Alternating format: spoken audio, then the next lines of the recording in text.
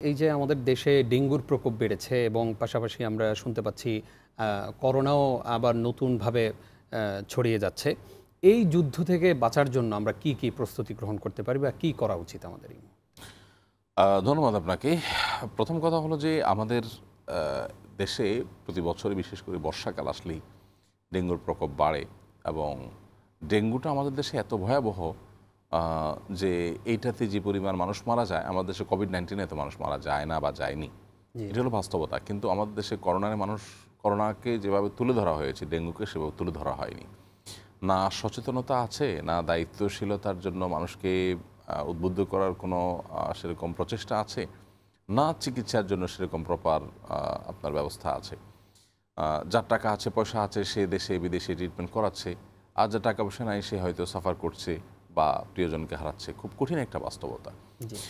প্রথম কথা হলো যে পরিবেশ রক্ষার জন্য আমাদের প্রত্যেকটা মানুষকে সচেতন হওয়া দরকার। আমি একটা কথা প্রায় বলি যে এদেশের যে প্রায় 4 লক্ষ মসজিদ আছে, এই 4 লক্ষ মসজিদকে যদি রাষ্ট্র যথাযথ ব্যবহার করত, রাষ্ট্র যদি এটাকে অন করত, তাহলে এদেশে এরকম বহু সমস্যার সমাধানের পথ অনেক সুগম হতো।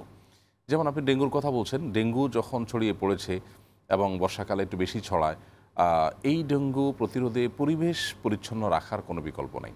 অতএব পরিবেশকে পরিচ্ছন্ন রাখার জন্য আপনি টেলিভিশন চ্যানেলগুলোতে প্রচারণা চালাবেন, রেডিওতে প্রচারণা চালাবেন, পত্রপত্রিকায় প্রচারণা চালাবেন, সন্দেহভাবেই কাজগুলো করবেন, কিন্তু গণমানুষের একেবারে কাছে পৌঁছার জন্য মসজিদের মেম্বারের চাইতে সহজ কোনো উপায় নাই। অতএব যদি 4 লক্ষ মসজিদ থেকে এ ব্যাপারে যদি টানা 2 সপ্তাহ 3 সপ্তাহ আলোচনা এবং অভিযান চালানো হতো, পরিচ্ছন্নতা অভিযান, পরিবেশ রক্ষা অভিযান চালানো হতো, তাহলে দেশের চেহারা কিন্তু বদলে যেতে পারত। তো মুশকিল হলো আমাদের দেশে যারাই যখন ক্ষমতায় থাকেন, যারাই যখন রাষ্ট্রর আপনার চালিকা শক্তি থাকেন, তারা কেন যেন কোনো অদৃশ্য এক কারণে তারা মসজিদগুলোকে, ইমাম সাহেবদেরকে, আলেম ওলামাদেরকে যেন ইগনোর করতে তারা পছন্দ করেন। আপনি দেশের মানুষ কাদের কথা সবচেয়ে বেশি শুনে, কাদের ডাকে মানুষ সবচেয়ে বেশি সাড়া দেয়, কারা সাধারণ মানুষকে সবচেয়ে বেশি কাছে যেতে পারেন? আপনি তো টেলিভিশন চ্যানেলের পর্দা থেকে কথা বলছেন। মসজিদের ইমাম সাহেব তিনি তো মিম্বরে মানুষের ফেস টু ফেস চোখের দিকে তাকিয়ে কথা বলতে পারছেন, আপনি সেটা পারছেন না। অতএব তাদের শক্তির জায়গাটাকে যদি আমরা যদি অনুভব করতে পারি, আমার মনে হয় এই ডেঙ্গুর বলেন বা জাতীয় অনেক সমস্যা আছে যেগুলো মোকাবেলা করা সহজ হবে।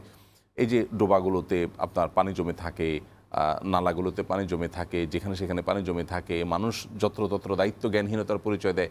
আমাদের অনেক মানুষকে দেখবেন লম্বা দাড়ি আছে, মাথায় টুপি আছে, জুব্বা আছে, উনি হুজুর মানুষ, নামাজ পড়েন, রোজা রাখেন, বাট তিনি কিন্তু পরিবেশ নষ্ট করছেন এবং সেটা যে একটা গুনাহের কাজ সে সেন্সও তার মধ্যে নেই। তাহলে এটা নিয়ে ব্যাপক ক্যাম্পেইন হওয়া দরকার, ব্যাপক জনসচেতনতা সৃষ্টি করা দরকার। আমাদের দেশে বৃষ্টি হয়, বর্ষা হয় কতদিন? মালয়েশিয়াতে সারা বছর বর্ষা হয় এবং সারা দিন বৃষ্টি হয়, থেমে থেমে একটু পরপর গুড়ি গুড়ি বৃষ্টি সারা দিন হতে থাকে। তাদের দেশের প্রত্যেকটা অফিস আদালতে, প্রতিটা মসজিদে, প্রত্যেকটা পাবলিক প্লেসে আপনার আমাদের যেরকম জুতার বাক্স থাকে, তাদের ছাতির বাক্স থাকে। ছাতি ছাড়া কোথাও চলে না। একদম এমনকি ডোমেস্টিক এবং ইন্টারন্যাশনাল ফ্লাইটগুলোতে পর্যন্ত দেখা যায় যে আপনার ছাতি সব জায়গায় গেটে গেটে আছে, কারণ সারাক্ষণে বৃষ্টি হয়, ছাতি ছাড়া কেউ মুভ করতে পারে না। তাদের দেশেও ডেঙ্গু হয়, প্রচুর ডেঙ্গুর প্রকোপ আছে। কিন্তু এইভাবে 12 মাস যদি বাংলাদেশে বৃষ্টি হইতো, তাহলে আমার মনে হয় দেশটাতে আমরা ডেঙ্গু মশারি দিয়ে আমরা চলে যাওয়া লাগতো। তাহলে বর্ষাকাল, মাত্র 2 মাস বর্ষাকালে যদি আমাদের এই নাকানে চুবানি হয়, বাকি সারা বছর হলে কি অবস্থা হতো? এই জন্য আমার মনে হয় সচেতনতা সৃষ্টি, মানুষকে দায়িত্বশীল আচরণ করতে শেখানো, এগুলোর জন্য অ্যাওয়ারনেস, এটা ছাড়া আমরা ডেঙ্গুর এই সমস্যার সমাধান করতে পারবো না।